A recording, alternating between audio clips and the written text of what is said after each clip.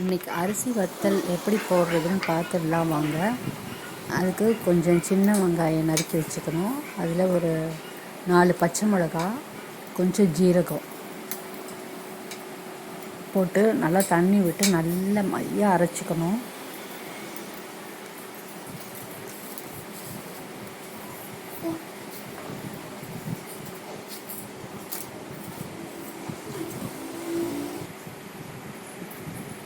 நல்லா திப்பி இல்லாமல் நல்லா ஸ்மூத் பேஸ்ட்டாக அரைச்சிக்கணும். நல்லா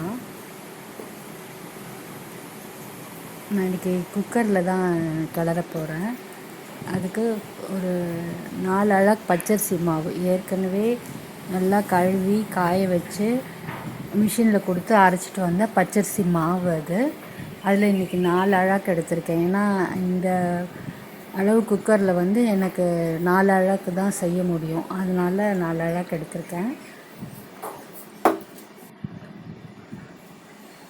அதில் கொஞ்சோண்டு உப்பு போட்டு நல்லா தண்ணி விட்டு ஃபஸ்ட்டு நல்லா கலந்துக்கணும்.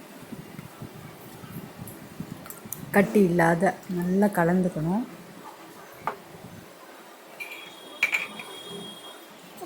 அதுக்கப்புறம் அந்த அரைச்சி வச்சோம் இல்லையா, அந்த மிளகா, சின்ன வெங்காயம், ஜீரகம் அதை அதில் ஊற்றிக்கணும். அது ஊற்றுறதுக்குள்ளே அது இன்னும் கொஞ்சம் திப்பி இருந்தது. அதனால் இன்னும் கொஞ்சம் மிக்சியில் போட்டு அரைச்சிட்டு அதில் சேர்த்துக்கிட்டேன்.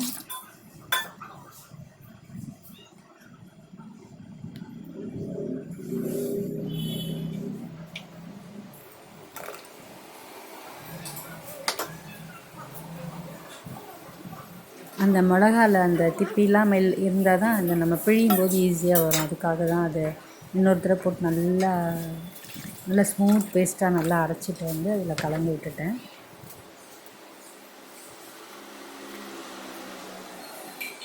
இப்போ 4 அழகு நான் மாவு போட்டதுக்கு ஏற்ற மாதிரி தண்ணி ஊற்றிக்கணும். நான் அளவெல்லாம் பார்க்கல. நான் எப்போவுமே ஒரு அழகுக்கு ஒரு 2 அழகு அந்த மாதிரி தண்ணி வைப்பேன். இன்றைக்கி வந்து இந்த 4 அழகுக்கு ஒரு 8 அழகு கிட்ட தண்ணி வச்சுருப்பேன். அந்த இது ஃபுல்லாக ஓரளவுக்கு வர அளவுக்கு முக்கால் இது தண்ணி வச்சுட்டேன்.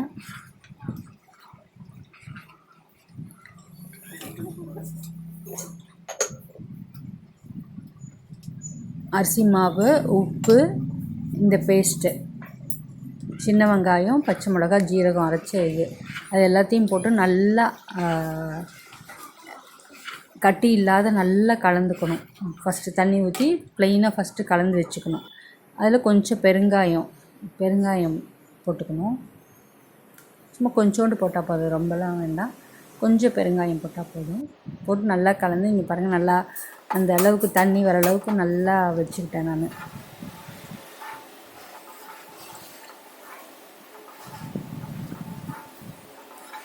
நல்லா அடுப்பத்தை வச்சு அப்படியே கிளறிக்கிட்டே இருக்க வேண்டியது தான். கைவிடாமல் கிளறணும். இல்லைனா அது மறுபடியும் கீழே அந்த மாவு நின்று கட்டி ஆயிடுச்சுன்னா சரியாக பிழிய வராது. அதனால் கைவிடாமல் நல்லா கிளறணும்.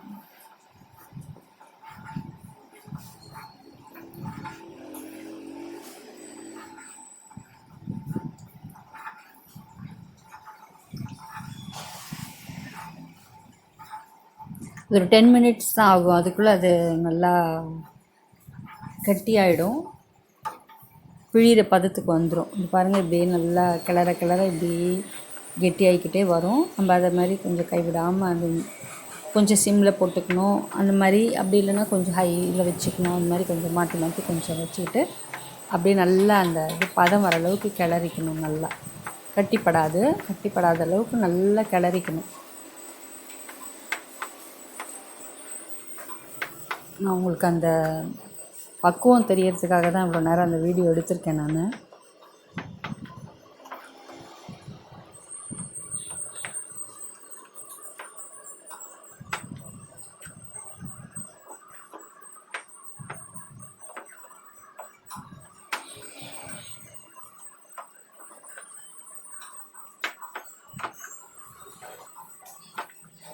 இதுங்களா எப்படி கிளறணும்னு நல்லா இதே மாதிரி கைவிடாமல் சுற்றி நல்லா கிளறணும்.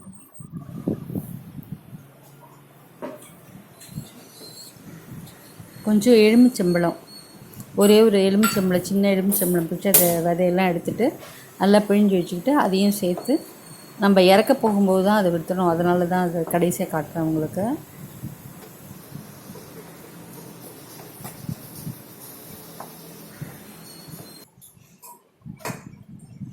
நல்லா கலந்து விட்டுடணும் எலுமிச்சம்பழத்தை. அப்புறம் தண்ணி தொட்டு மாவு தொட்டு பார்த்திங்கன்னா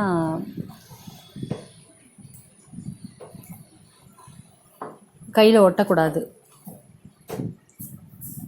அதுதான் அதுக்கு பக்குவம். அந்த பதம் வந்தோடனே இறக்கிடலாம்.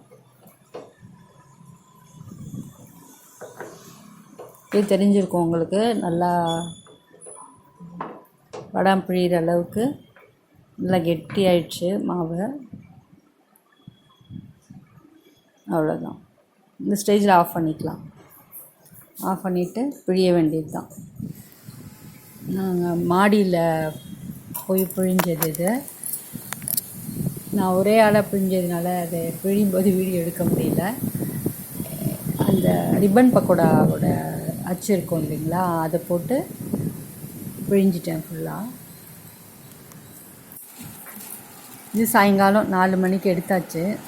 நல்லா இந்த அளவுக்கு காஞ்சிடுச்சு. அது நல்லா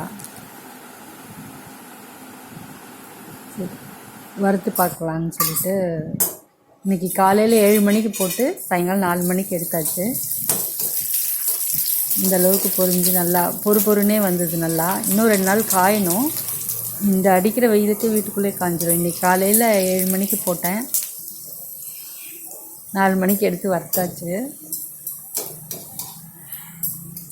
எப்படி இருக்குன்னு பார்த்துட்டு இதே மாதிரி செஞ்சு எனக்கு சொல்லுங்கள். தேங்க்யூ ஃபார் வாட்சிங்.